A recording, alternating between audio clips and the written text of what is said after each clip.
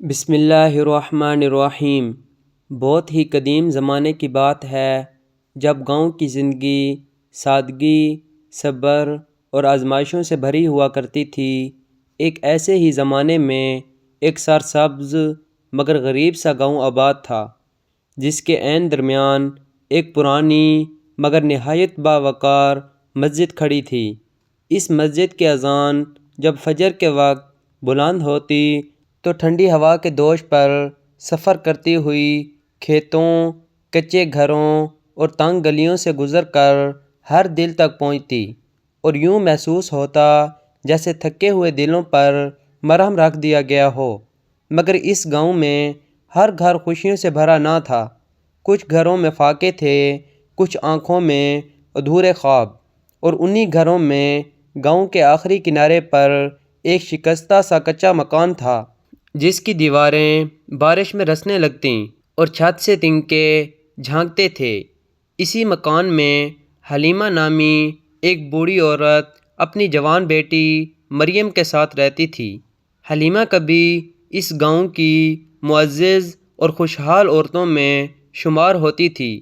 اس کے شوہر کے پاس کھیت، اناج کے گودام، مویشی اور عزت تھی۔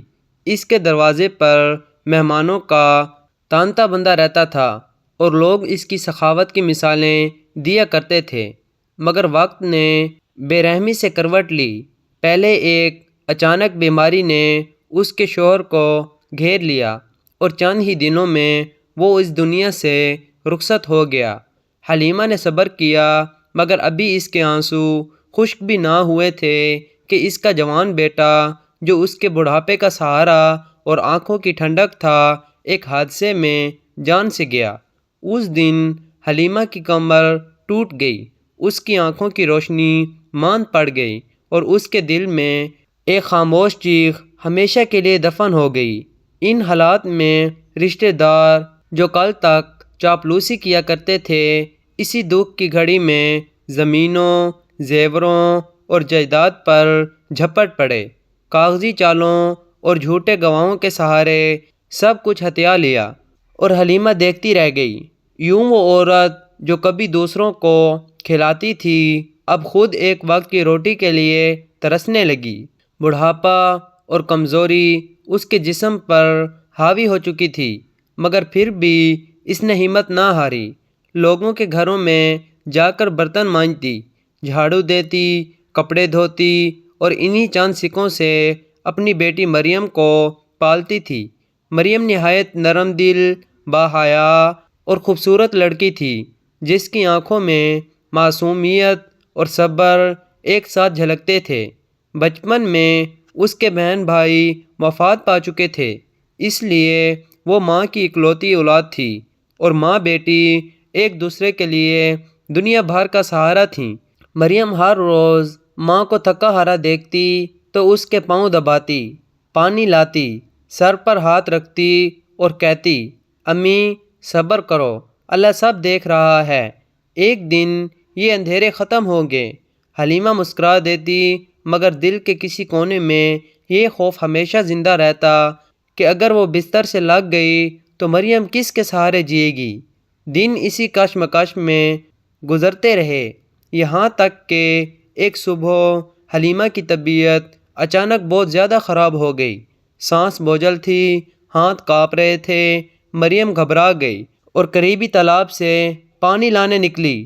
راستہ سنسان تھا، کھیتوں کے بیچ بگٹ ڈنڈی پر ہوا سرسرا رہی تھی اور درختوں کی شاخیں عجیب آوازیں پیدا کر رہی تھیں۔ تالاب کے کنارے پہنچ کر اس نے ایک بوڑھے کو کیچڑ میں پھنسا دیکھا، جو مدد کے لیے پکار رہا تھا۔ مریم نے دل میں خوف کے باوجود اللہ کا نام لیا، رسی باندھی اور اپنی کمزور طاقت کے باوجود پوری جان لگا کر اسے باہر نکالا۔ مگر وہ بوڑھا دراصل ایک مکار جادوگر تھا، جس نے اس کی نیکی کو کمزوری سمجھا، خزانے، دولت اور شاہی زندگی کا لالچ دیا، اور جب مریم نے ماں کی محبت کے آگے سب کچھ ٹھکرا دیا تو اس نے غصے میں آ کر مریم کو سفید خرگوش میں بدل دیا۔ مریم کی چیخیں فضا میں دب گئیں اور وہ بے بس ہو گئی۔ جادوگر اسے گھنے جنگلوں، سنسان پہاڑوں اور ایک پراسرار سیاہ محل تک لے گیا، جہاں اس نے دوبارہ اقتدار اور ملکہ بننے کی پیشکش کی، مگر مریم نے ایمان اور ماں کے عشق کے بدلے سب کچھ رد کر دیا۔ اس انکار پر جادوگر نے اسے ہمیشہ کے لیے بولنے والا خرگوش بنا کر پنجرے میں قید کر دیا اور ایک دور دراز شہر کے بازار میں ایک دولت مند تاجر کے ہاتھ بیچ دیا۔ اس تاجر کا چھوٹا بیٹا یوسف سست، لاپرواہ اور نکما تھا، جسے باپ بھی ناپسند کرتا تھا، مگر مریم اس کے لیے اللہ کی طرف سے آزمائش اور نعمت دونوں بن گئی۔ مریم نے اپنی قید اور تکلیف کے باوجود یوسف کی قسمت بدلنے کا فیصلہ کیا، تاکہ کسی نہ کسی طرح وہ اپنی ماں تک پہنچنے کا راستہ بنا سکے۔ وہ راتوں کو جنگل جاتی، نایاب شکار اور قیمتی تحفے لاتی۔ بادشاہ کے دربار تک یوسف کا نام پہنچا، عزت، دولت اور شہرت اس کے قدموں میں آ گئی۔ وہی یوسف جسے کل تک نکما کہا جاتا تھا، آج شہر کا معزز آدمی بن چکا تھا۔ مگر ان سب کامیابیوں کے بیچ مریم ہر رات تنہائی میں اپنی ماں کو یاد کر کے روتی، اپنے رب سے فریاد کرتی کہ اے اللہ، میری نیکی، میرا صبر اور میری قربانی میری ماں تک پہنچنے کا وسیلہ بنا دے۔ یوں ایک رات جب مریم خرگوش کے روپ میں سجدہ نما کیفیت میں خاموش بیٹھی آسمان کی طرف دیکھ رہی تھی، اس کی آنکھوں سے ٹپکنے والے آنسو زمین پر گرے تو فضا میں ایک عجیب سی لرزش پیدا ہوئی، وہی لرزش جو صرف اس وقت ہوتی ہے جب مظلوم کی دعا عرش تک پہنچتی ہے۔ اسی لمحے شہر میں وہی مکار جادوگر کسی اور فتنہ انگیزی کے ارادے سے بادشاہ کے دربار میں آیا، مگر اس بار اس کا جادو الٹ پڑ گیا۔ اس کے منہ سے نکلے الفاظ الٹے ہو گئے، ہاتھ کانپنے لگے اور اس کے منتر بکھر کر راکھ ہو گئے۔ لوگوں نے اسے پکڑ لیا اور اس کے ظلم کی داستان کھل کر سامنے آ گئی۔ جب اس نے خوف میں اعتراف کیا کہ اس نے ایک نیک لڑکی کو خرگوش بنایا ہے، تو دربار میں سناٹا چھا گیا۔ یوسف، جس کے دل میں اب عاجزی اور شکر نے جگہ بنا لی تھی، فوراً آگے بڑھا اور بولا کہ وہ خرگوش میرے گھر میں ہے۔ اسی وقت مریم کو دربار میں لایا گیا۔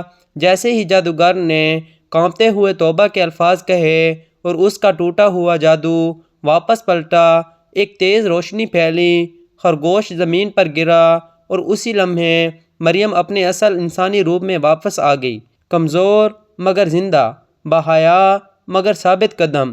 دربار میں موجود ہر آنکھ اشکبار ہو گئی۔ بادشاہ نے خود اسے عزت دی۔ یوسف نے سر جھکا کر کہا کہ یہ سب اسی کی قربانی کا نتیجہ ہے، مگر مریم کے دل میں نہ دولت کی خواہش تھی نہ عزت کی۔ اس کی زبان پر صرف ایک ہی نام تھا، امی۔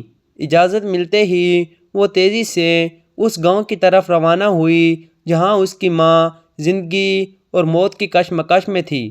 گاؤں کی وہی ٹوٹی ہوئی جھونپڑی، وہی رسنے والی دیواریں اور اندر ایک کمزور سی سانسوں کی آواز۔ جیسے ہی مریم نے دروازہ کھولا، حلیمہ کی آنکھیں یکا یک کھل گئیں۔ اس نے خواب و حقیقت کے درمیان اپنی بیٹی کو دیکھا تو لب ہلنے لگے۔ مریم! اور مریم ماں کے قدموں میں گر کر رونے لگی۔ برسوں کی جدائی، دکھ، صبر اور آزمائش ایک ہی لمحے میں آنسوں میں بہہ گئی۔ اس ماں کی بیماری جیسے اس منظر کو دیکھنے کے لیے رکی ہوئی تھی۔ بیٹی کے ہاتھ سر پر پڑتے ہی اس کی سانس سنبھلنے لگی، آنکھوں میں جان لوٹ آئی۔ گاؤں والے جو جمع ہو گئے تھے حیرت سے یہ منظر دیکھ رہے تھے۔ کچھ ہی دنوں میں حلیمہ مکمل صحت یاب ہو گئی۔ یوسف نے اپنی ساری دولت میں سے حصہ اس ماں بیٹی کے نام کیا، مگر مریم نے کہا ہمیں بس اتنا دے دو کہ عزت سے گزارا ہو جائے، باقی اللہ کی راہ میں دے دو۔